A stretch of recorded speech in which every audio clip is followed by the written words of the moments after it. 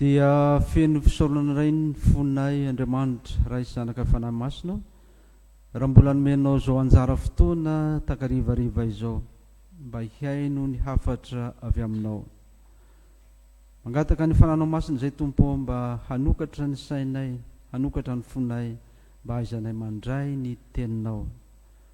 Dia aoka mba tsy ho fantiadoka izahay nandeha aty amin'izao andro alina izao fa mba hahita tombony kosa ary hanana faharetana sy fiaretana ao aminao mba hanananay ilay voninahitra lehibe izay efa hanananao raha teo. Misaotra raha eo amin'ny anaran'i Jesosy. Amen.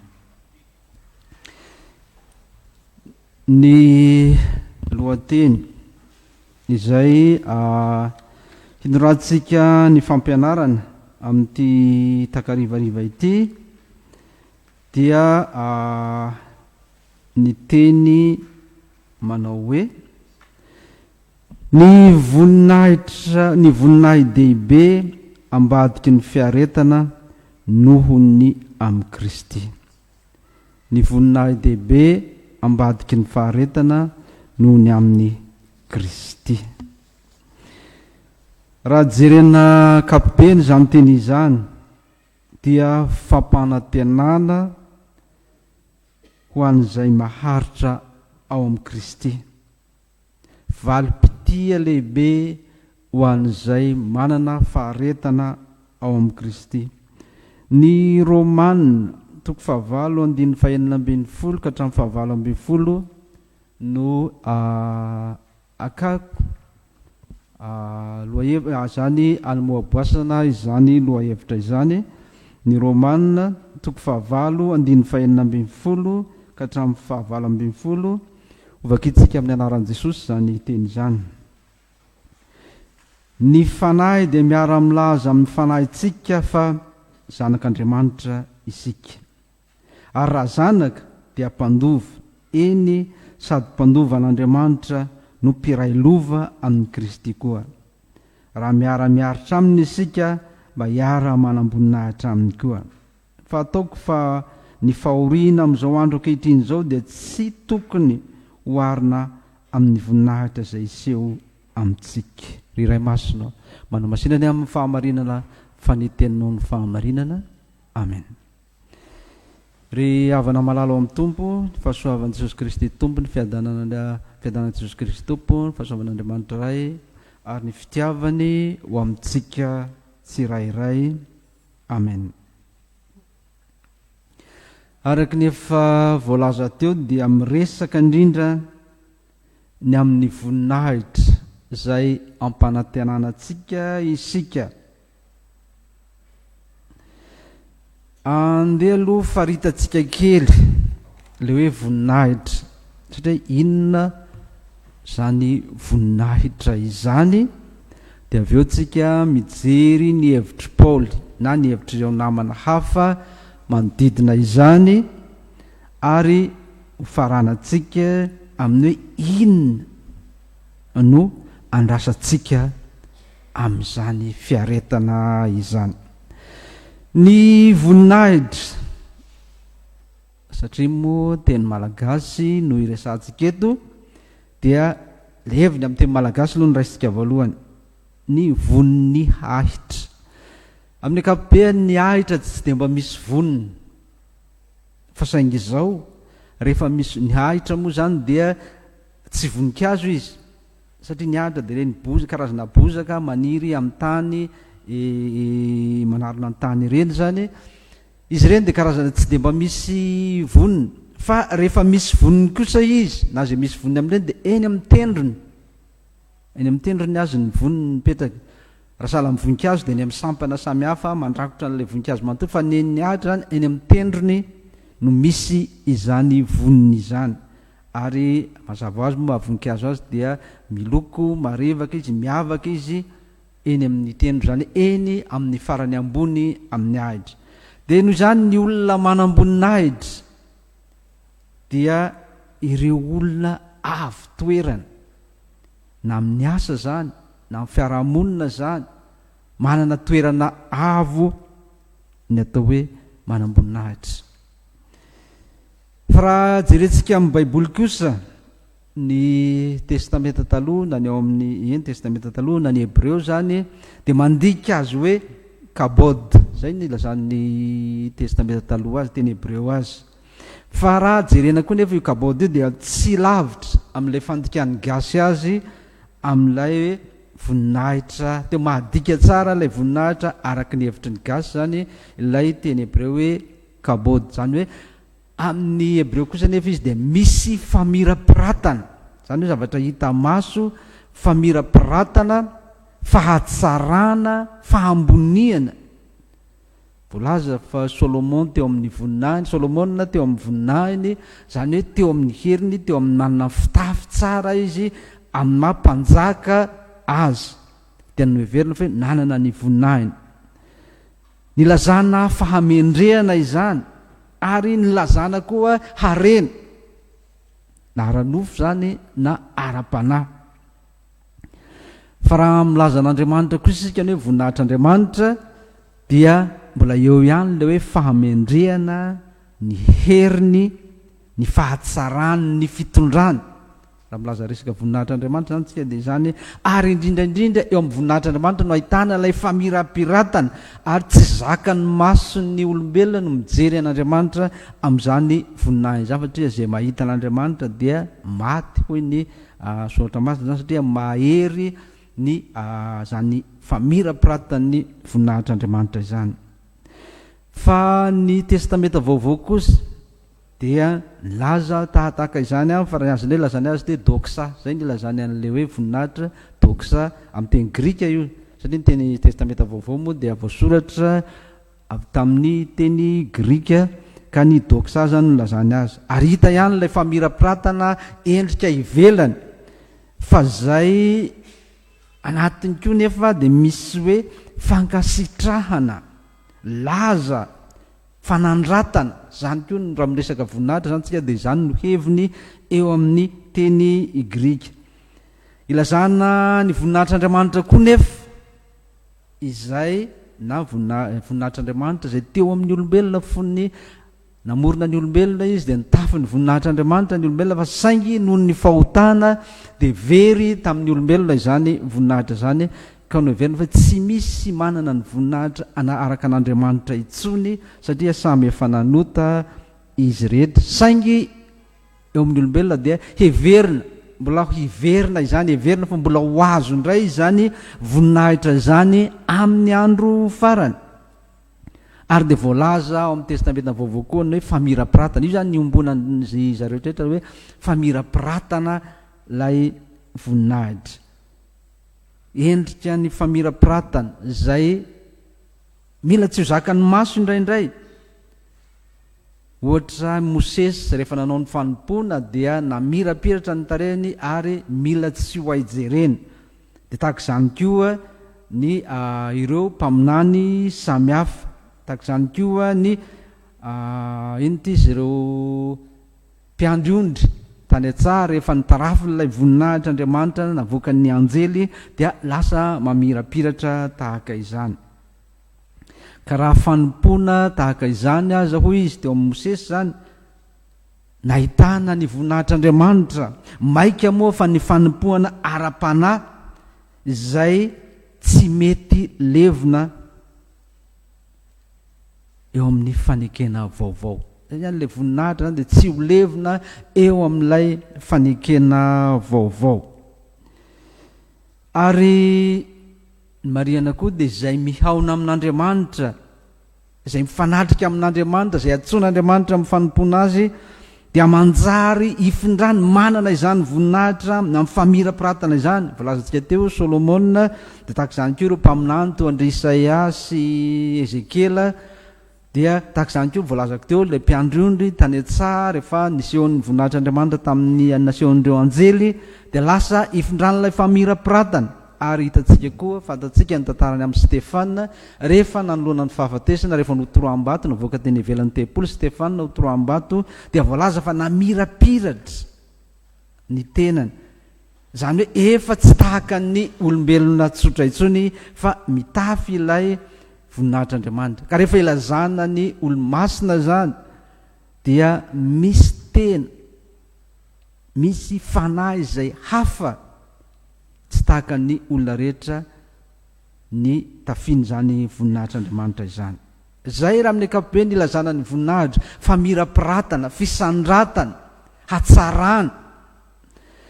Fa ahoana nefa ny ilazana ilay lohahevitra eto hoe ny voninahy dehibe ambadiky ny fiaretana ao amin'ny Kristy?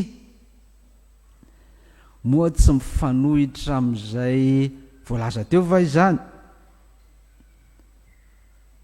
Raha voalaza teo fa famirapiratana ny voninahitra, fahamboniany, harena, ka nahoana no any amin'ny fiaretana, any amin'ny fahoriana no lazaina fa misy ny voninahitra koa? Izay no iopana ny fanazavana eto. Raha araka ny Paoly dia ny fiainantsika zanak'olombelona dia nozarainy vanim-potoana roa lehibe. Amin'ny teny teknika moa izy dia ataony hoe aion. Misy zany ny aion taloha sy misy ny aion vaovao. Miainga avy amin'ny teny grika moa zany aion zany. Ny aion taloha izay miaina ao anatiny isika olombelona na ny vanim-potoana izay mbola nanjakan'ny fahafatesana, nanjakan'ny fahotana, ary namindrany Jesosy atsika ho amin'ny fanjakan'ny zanany malalany, izay ilay aiona vaovao. Petraka zany ilay aiona taloha sy ny aiona vaovao, zany hoe lay isika tao anaty fahafatesana, tao anaty fahotana, tao anatin'ny heriny zany fahotana zany no nafindrany ho amin'ny fanjakan'ny zanany malalany, zay ananantsika fahalavotana, ananantsika fiainana mandrakizay. Ka avy amin'izany aiona taloha zany isika no nifindra tao amin'ny aiona vaovao. Voalaza teo fa ny aiona taloha dia anjakan'ny fahafatesana, anjakan'ny fahotana, anjakan'ny fiainana eto amin'izao tontolo izao. Ary ny aiona vaovao dia teo amin'ny nanomboka teo amin'ny fahatongavan'i Kristy, fanatanterahany famonjena, ka ahitana ny fiainam-baovao natolotra ho an'ny zanak'olombelona. Rehefa ao tafafindra ao amin'ilay aiona vaovao zany tsika dia manana fiainam-baovao isika zanak'olombelona. Ka isika dia efa tafafindra amin'izany aiona vaovao zany. Efa iainantsika sady ilay fiainana ao amin'ny fanjakan'Andriamanitra, zay anjakan'ny fiainana, anjakan'ny fiadanana, anjakan'ny fahamarinana. Petraka nefa ny fanontaniana, ahoana ny fomba iainan'ny kristianina izany aiona vaovao hoy izany raha mbola eto an-tany izy? Misy koa fampianaran'ny Paoly, izay teny teknika fampiasan'ny Paoly koa dia misy an'le hoe efa sy tsy mbola. Zay koa teny teknika amin'ny teolojia, zay raha mianatra teolojia tsika dia mahalala zany teny hoe efa tsy mbola. Zany hoe efa miaina ao anatin'ny fanjakan'Andriamanitra isika, na dia mbola ety an-tany aza, fa tsy mbola miaina amin'ilay fahatanterahana kosa. Ety an-tany tsika dia efa misatatra izany fiainana amin'ny fanjakan'Andriamanitra zany, efa miaina zany ilay aiona vaovao zany isika, na dia tsy mbola ao amin'ny fahatanterahana aza. Fa tsy miandro hoe rehefa tonga any an-danitra isika zay vao iaina izany, satria izay ny fomba fisainantsika olombelona matetika. Rehefa eto an-tanitsika dia mbola eto aloha, fa ny ataontsika dia manomana amin'ny fiainantsika raha hatrizay hidirana any an-danitra. Zay no ataontsika, zay ny fiainantsika. Tonga etontsika mivavaka zao tsika amin'izao andro takariva zao, maninona manomana amin'ny fiainantsika zay iainana any an-danitra. Fa tsy dia zany loatra, fa manomana amin'ny fiainantsika iaina amin'ilay aiona vaovao eto an-tany sahady. Zany hoe eto isika dia efa afaka miaina izany. Fa ny fahatanterahana, zay no mbola tsy iainantsika. Raha iverina kely amin'ilay resaky Paoly amin'ilay aiona anankiroa teo isika, dia efa ao anatin'ilay aiona vaovao zany isika amin'izao, fa mbola nahoana isika ny mbola ampahorian'ny fahafatesana. Zay no magaga hoe mbola mijaly sika, mbola matahotra fahafatesana sika, nefa am'izany aona vaovao zany efa fiainana no resahana am'izany fa tsy miresaka fahafatesana ntsony. Fa izao raha mbola eto an-tany izy sika dia mbola manaiky alohatra amin'izao fa miaina eto amin'ny tanindra fahafatesana. Zay mbola iainantsika amin'izao fotoana izao, mbola miaina eto amin'ny tanindra fahafatesana atsika. Ary Paoly dia tsy milaza raha efa ao amin'ny aona vaovao sika dia tsy lazainy fa efa miadana, efa sambatra mandrakizay, na efa misitraka sahady lay fahafenona izany fanjakan'Andriamanitra izany. Tsy mbola afaka amin'izany isika. Fa ny atao amin'ny Paoly kosa dia inona? Alahany eo ireo toe-javatra anankiroa ireo. Zay no ataon'ny Paoly zany. Alahany ireo zavatra anankiroa ireo, manahoana ny fahafatesana ary manahoana ny fiainana eo anatrehan'Andriamanitra. Dia hitany fa lehibe lavitra ilay voninahitra mampahazava ny kristianina na dia ao anaty fahoriana azy, manarona ny fahotana maro. Ny fitiavana dia manarona ny fahotana maro, zany hoe ilay taratry ny voninahitr'Andriamanitra izay iainana dia manarona atsika kristianina na dia ao amin'ny fahoriana azy. Ka lazainy hoe fahoriana vetivety izany, ao anatin'ny fehim-potoana voafetra izany, dia tsy azo oharina amin'ny velively, amin'ny voninahitra zay aharitra mandraka izay ao amin'ny Kristy. Ny zavatra hita maso izy dia vetivety ihany. Anatin'izany ny fahoriana, anatin'izany ny fiaretana, fa ny zavatra tsy hita maso kosa dia aharitra mandrakizay.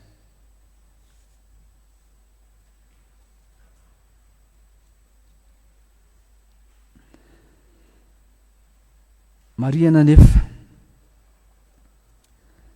tsy ny fahoriana ankehitriny no miantoka ny voninahitra ratrizay. Tsy ny fahoriana no antoky ny voninahitra na ny fiainana mandrakizay.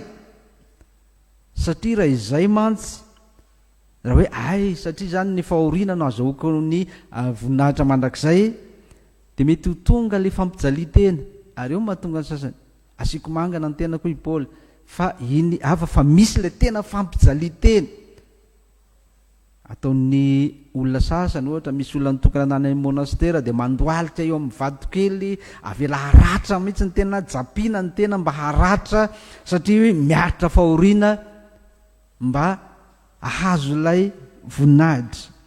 Raha ny tena marina, tsy dia tena hevitry Paoly velively izany, fa izay mahatonga ny fahoriana ho fiomanana amin'ny voninahitra dia tsy misy afa-tsy tokana ihany fiaraha miaritra amin'ny Kristy.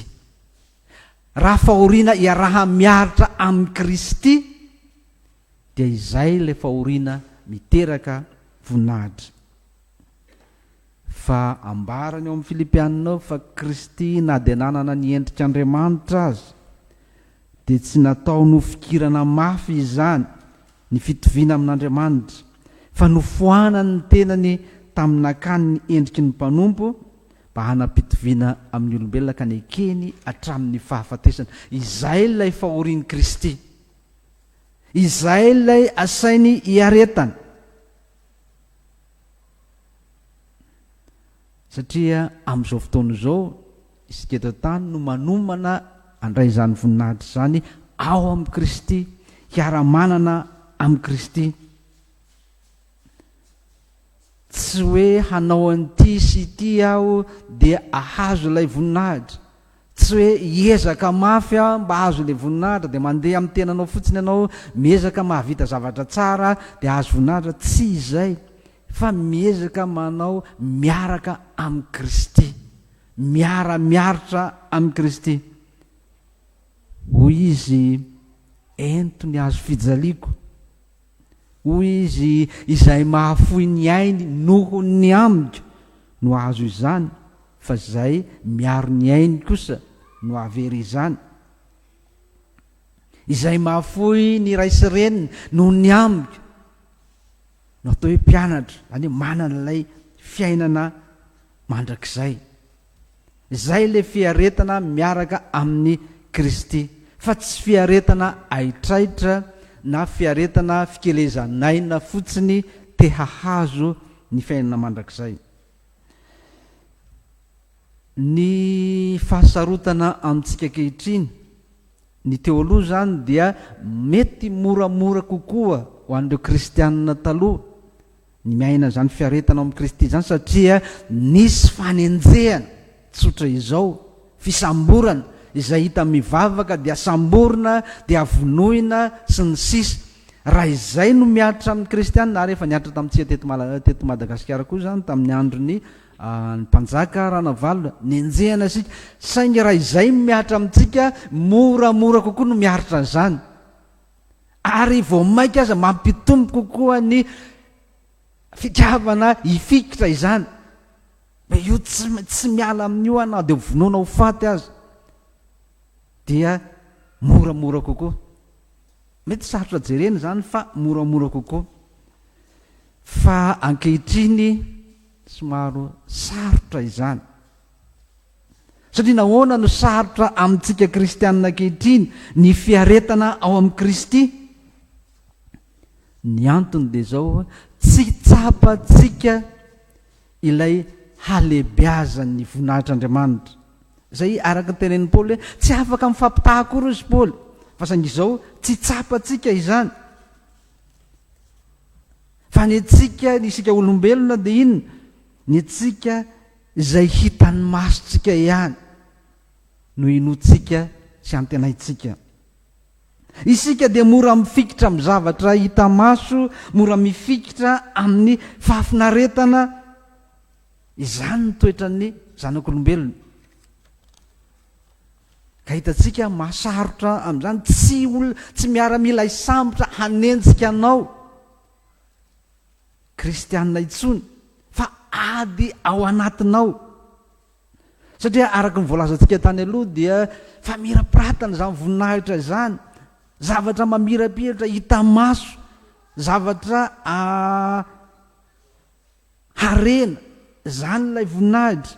Ary io tena hainy Satana mihitsy ny milalao io zavatra io, hainy mihitsy ny mandraviravy atsika olombelona amin'io zavatra io.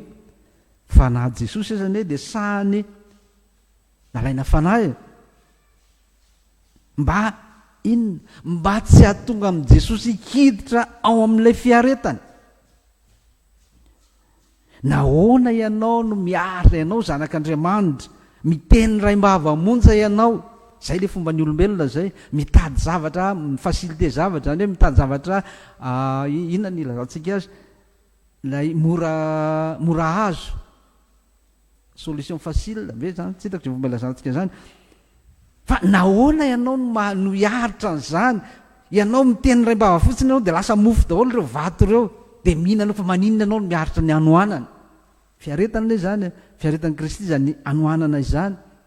Satria izy ilay manana voninahitra Andriamanitra, zanak'Andriamanitra izy, manana ny fahefana rehetra, nanaiky ho tonga olombelona, nanaiky ho noana, ho sasatra, ho reraka, atory sy ny sisa. Zany ny aretana, fiaretana no anaran'izany amin'ny Jesosy Kristy, nanaiky ho zazakely.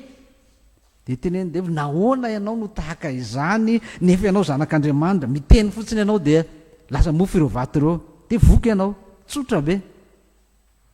Nahoana ianao no hiafiafy tahaka izao, fa ianao raha miakatra any ambony tempoly any azy, ianao misaoty avy any mitsambikina ety an-tany, tsisy haninona anao mihitsy eo. Ary ny olona aza dia ho gaga ka ioraka amin'ny voninahitra, zany ka hoay, inona zany olona zany, to misaoty avy any ambony tafitrano dia manao rolady dia mitsatoka ety ambany ety. Zavatra mahafinaritra tahaka izany nataonao izy. Ka nahoana ianao no hiaritra? Nahoana ianao no hiaritra ijeronao ny voninahitra naseho ny voninahitry ny tanànany Jerosalema, voninahitra zao tontolo zao. Nahoana ianao no faty eo amin'ny hazo fijaliana vao ahazo andreo, satria mariany koa fa nydevoly aza mahalala ny tsara lay lalaka izoran'ny Kristy. Isika olombelona tsy mahalala fa ny devoly mety nahafantatra tsara. Fa fantany devoly fa tsy maintsy homboana amin'ny hazo fijaliana ho faty io. Nahoana ianao no ho faty eo amin'ny hazo fijaliana ho hafa baraka izay vao ho azonao izao tontolo izao, fa io meko anao fotsiny io. Ndray mpimaso ndray miteny ndray mbava fotsiny meko anao io, raha ohatra ianao ka andohalika eo anatrehako dia azonao zany.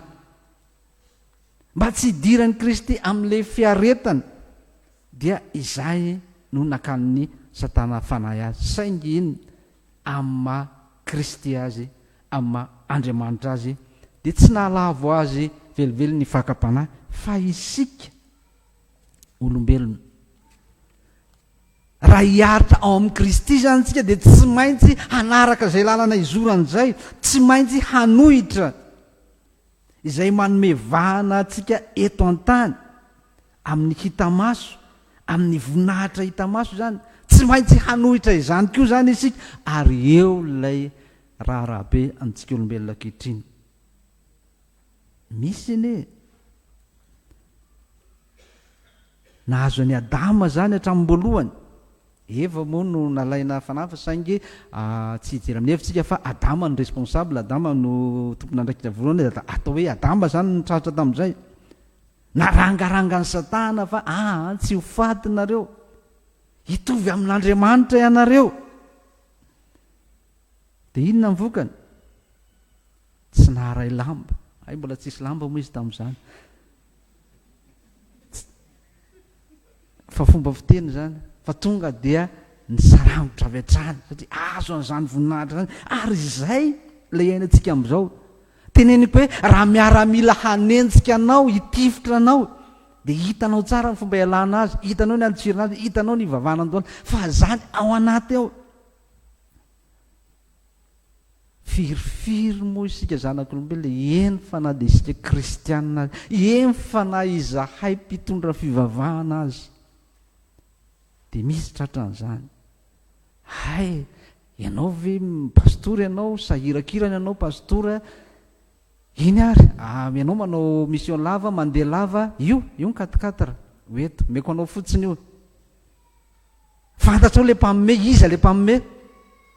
Zareo anatin'ny fikambanana. Fantatrao fa ireo mpagnome ireo olona mpanao pacte satanika. Saingy izao izy tsy miteny an'izany, ianao mahafinaritra ianao mitoriteny, izy tsy miteny mialanao tamin'io toriteny io, zay le hafetsen'ny Satana. Izy tsy miteny an'izany, tsy miteny miala ianao amin'io fanompoana io fa andao anaraka anay, tsia, fa io nikatikatara.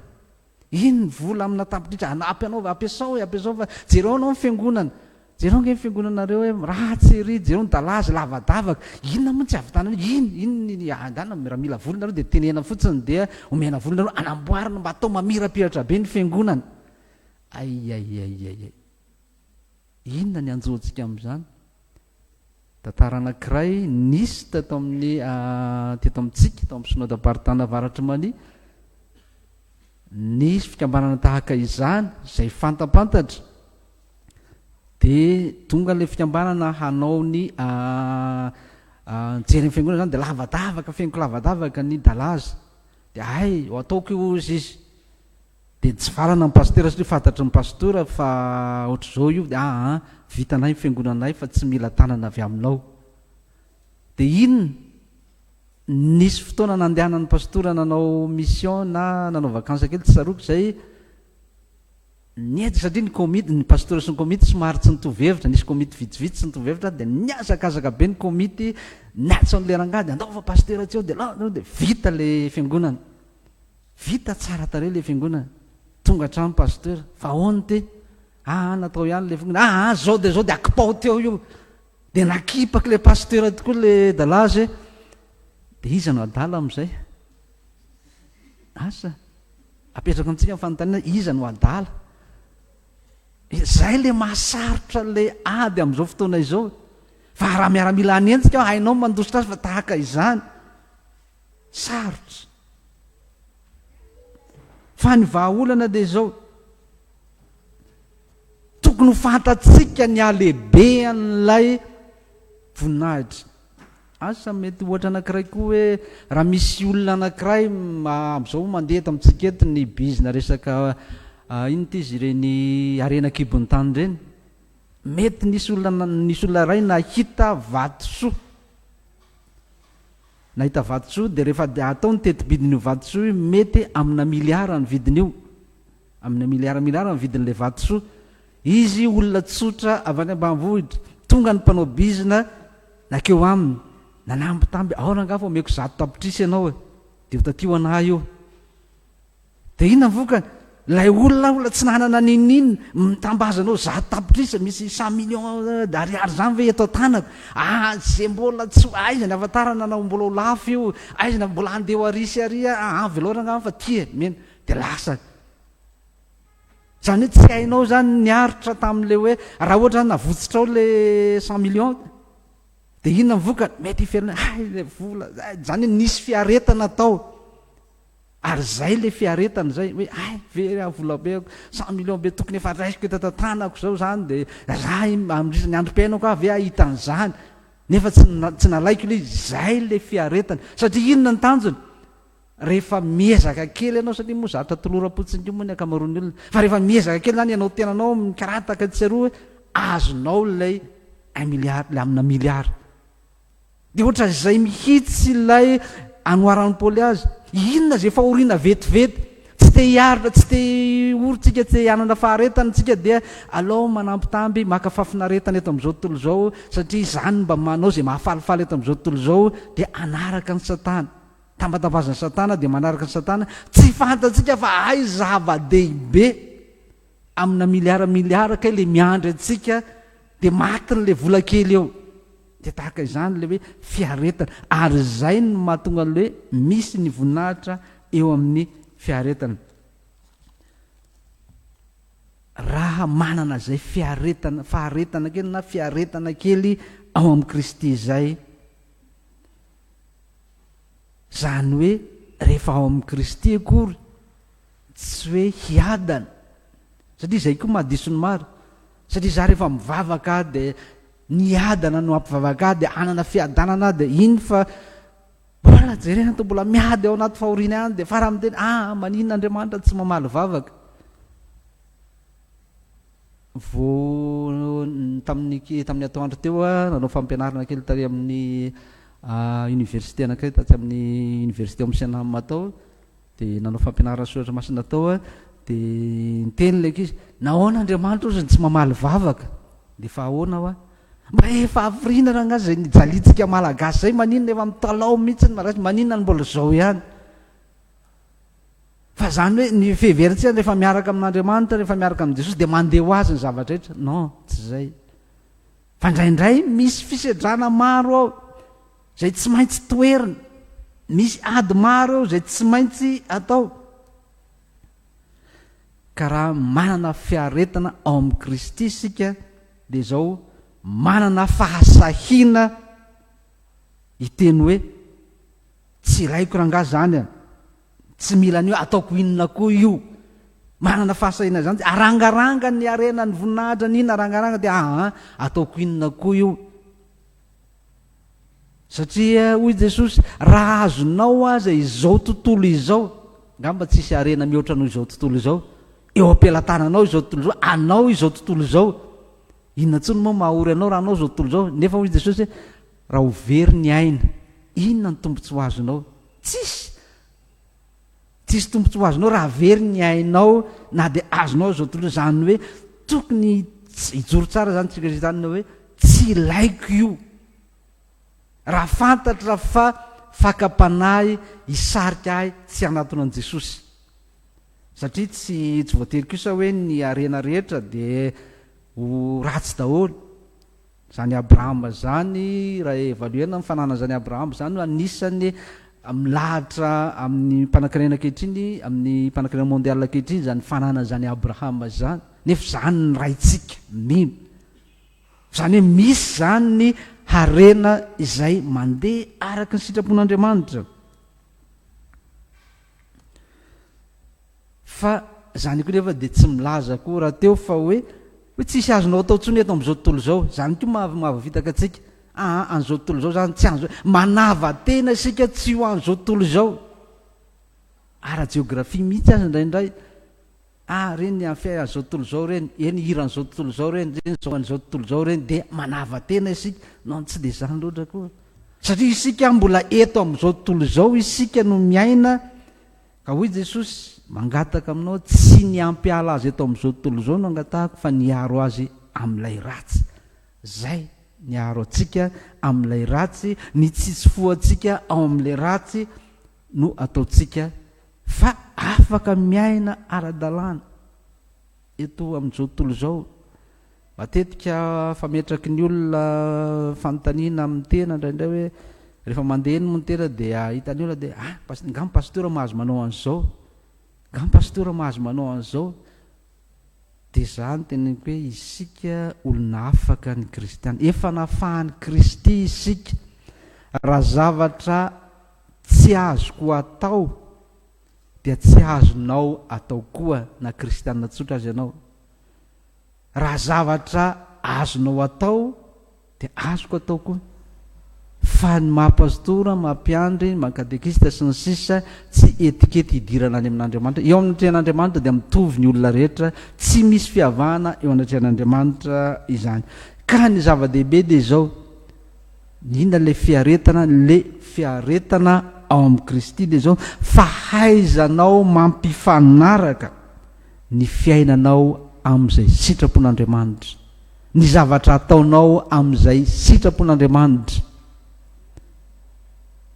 mety raha milaza ohatra anankiray mety mpanao bizina ianao manan-karena ianao sanginina ny fomba nataonao hay anao tia nanao kolikoly hay anao tia nanodikodina hare-pirenena hay anao tia nanao zany lay hoe harena tsy araka ny sitrapon'Andriamanitra fa mety ianao manan-karena ianao fa hay anao tia olona niasa olona nanao fahamarinana ary nahazo mari-pahaizana ambony ary nahazo ny harena avy amin'ny herim-ponao ary matetika ny olona tahaka izany dia malala tanana dia manampy izay sahirana ary izay indrindra no tenin'ny Paoly azy anankiray misy tenin'ny Paoly zao hoe miasa mba ahangona harena Paoly dia napriska an'izay miasa mafy mba ahangona harena mba inona izy mba misy hozarainao amin'ny hafa fa tsy hoe azo akarenao dia mba hanananao harena dia hananao tombontsoa amin'ny tenanao fa manana ianao harena mba hozaraina amin'ny hafa zany lay harena araka sitrapon'Andriamanitra dia tsy voatery ny harena ihany fa na ny voninahitra na ny inona izay mety hanananao ka ataonao araka sitrapon'Andriamanitra dia izany rehetra zany lay fiaretana izay hivaly voninahitra lehibe satria lay voninahitra Kristy lay fandresen'ny Kristy lay fiadanan'ny Kristy dia efa ao aminao raha teo koa dia voninahitra ao n'Andriamanitra izanaka azy fanahy masy hatramin'ny taloha indrindra ka mbola azo mandrakizay amen misangana raisiny fidahina fahasoavan'i Jesosy Kristy tompo ny fitiavan'Andriamanitra ray ny firaisana amin'ny fanahy masina ho aminareo indrindra hatramin'izao koa mandrakizay amen